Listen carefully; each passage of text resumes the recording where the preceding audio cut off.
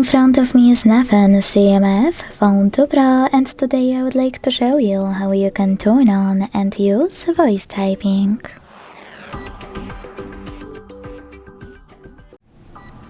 Begin by launching your keyboard and tapping on this microphone at the top right corner. Then hit while using the app in the pop-up if you never used it before, and start typing. As you can see, voice typing is on. If you want to stop, you can pause or click on the same microphone again.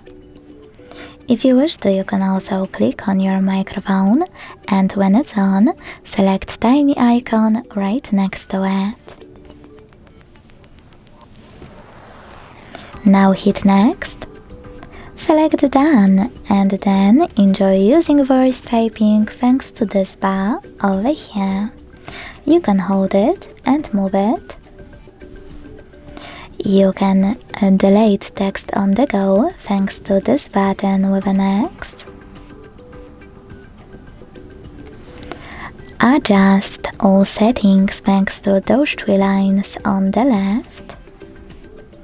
And go back to standard keyboard thanks to this keyboard icon also on the left.